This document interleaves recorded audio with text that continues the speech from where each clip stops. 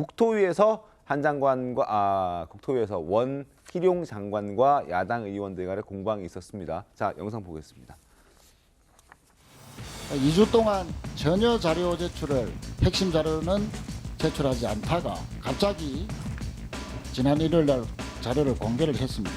그나마 공개한 자료도 국토부가 편집 조작한 정황이 드러났습니다. 이번 국토부의 자료 공개는 대국민 거짓말 자료 공개 쇼에 불과하다. 기만적인 자료 공개로 국회와 국민을 무시해온 원희룡 장관의 사과부터 받고 현안 질의를 시작해야 된다. 이렇게 요청드립니다. 제가 아직 보고도 시작을 안 했는데 사과부터 해라. 순서에 맞지 않다고 생각을 합니다. 이 모든 사태가 이 지경까지 온 것은 이해찬 전 민주당 대표가 난데없이 이 특혜 의혹을 들고 나와서 이 민주당 당원 교육인가 그런 자리에서 했고요. 이재명 대표가 이 부분에 대해서 뭐 TF까지 만들어가면서 사실상 지시를 해서 왔기 때문에 그렇습니다. 이 사태를 이렇게 거짓 선동으로 몰고 왔던 민주당 전현 대표 두 분부터 사과를 해야 된다고 생각합니다. 우리 거짓 선동으로 그동안 여러 번 재미를 봤지 않습니까? 이번에도 이해찬, 이재명의 지시에 의해서 이게 작동되는구나. 제1야당 대표가 친구예요. 위원님들. 네. 자, 서울 양평 고속도로 백지화 선언 이후에 미리 예고가 되어 있었던 27일 어제 국토위 회의였기 때문에 아마 다들 준비를 많이 해왔을 겁니다. 서로 공방이 치열하게 흘러갔을 텐데 어제 모습도 보셨죠, 양금 의원님? 네, 저도 저를 보면서 뭐 원희룡 장관이 정말 사실관계에 대한 내용을 제대로 전달하고 있구나라는 생각을 했고요. 네. 사실 이해찬 대표가 본인의 집 앞으로 난 톨게이트에 대해서는 어떻게 해명할 것인지 저는 그게 굉장히 궁금했습니다.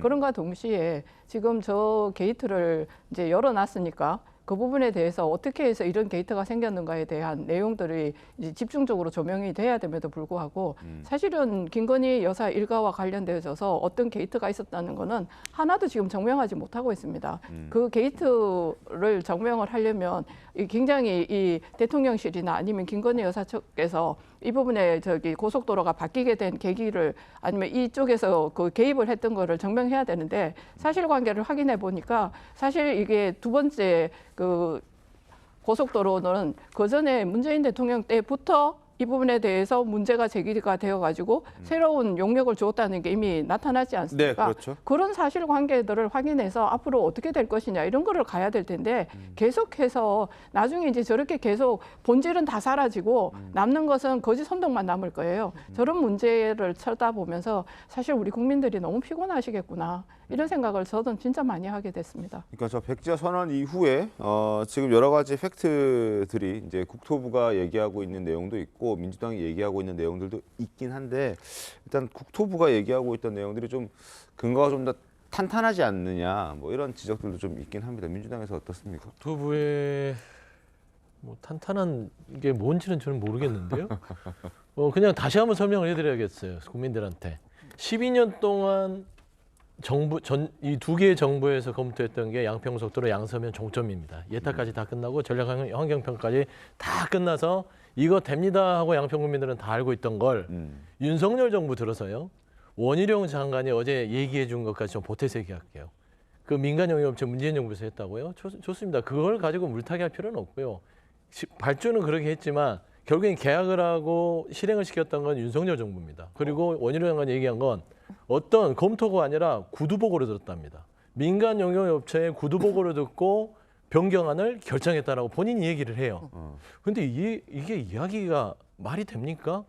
1조 8천억에 달하는 국책사업을 12년 동안 검토해도 힘들게 하는 것을 윤석열 정부 들어서 한 3, 4개월도 안 돼서 민간 영역업체에 그냥 단순 보고서의 구두의 보고를 토대로 강상면으로 바꿨는데 바꾼 것도 문제가 되지만 바꾼 종점에 대통령 부인인 김건희 여사 일가 땅이 있다. 그러면 누가 보더라도 국민들이 이거 이상한데? 라고 할 거예요. 그 말을 이해찬 전 대표가 했다는 건데 아니 원희룡 장관께서 왜 이렇게 감정적으로 대응을 하죠? 그러니까 이거는 민주당하고 싸울 문제가 아니에요. 국민들이 봤을 때 12년 동안 했던 사업을 2, 3개월 만에 그냥 뭐 보고서도 없이 검토 보고서, 분석 보고서도 없이 예타 뭐 어떤 BC 분석도 없이 보고만 듣고 민간 용역업체가 이렇게 하는 게 좋겠습니다. 라는 말을 듣고 바꿔요.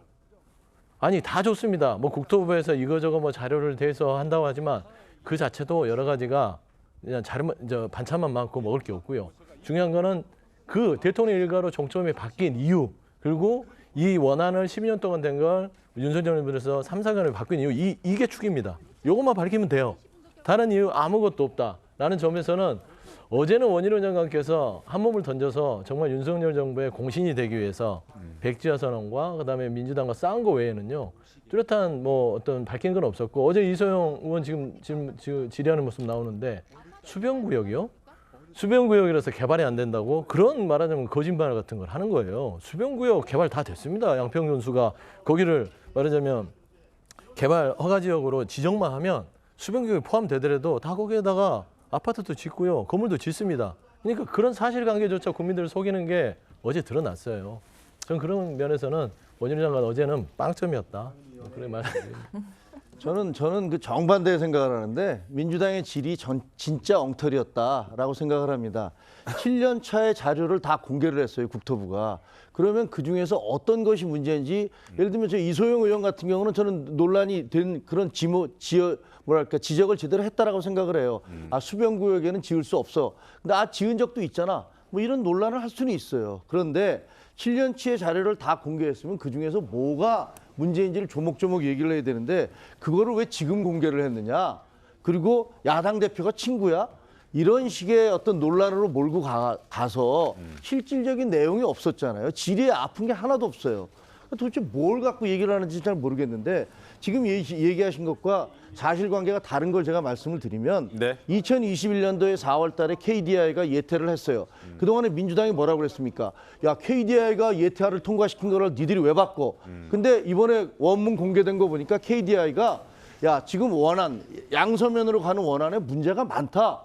이거 검토해봐야 된다라고 원안에 그 보고서에 그렇게 올라가 있었던 거예요. 그 부분은 빼놓고 지금까지 KDI가 그 원안을 그 예타를 통과시켰는데 왜 그걸 바꿔라고 얘기하셨잖아요. 그 설명 나중에 드릴게요. 그리고 나서 2021년 4월에 예타가 통과되자마자 민주당 출신의 양평 군수와 그리고 지역위원장이 안 된다, 이거 바꿔야 된다, 톨게이트 저 중간에 만들어야 된다.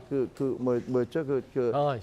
예, IC를 만들어야 된다. IC를 만들어야 된다. 죄송합니다. 그렇게 얘기를 했던 거예요. 그러니까 김선교 민주당 양평군수 출신의 국민의힘 의원이 그 말이 맞다. 그러면서 국토부에서 계속 이거 바꿔야 된다라고 논란이 됐었어요. 알겠습니다.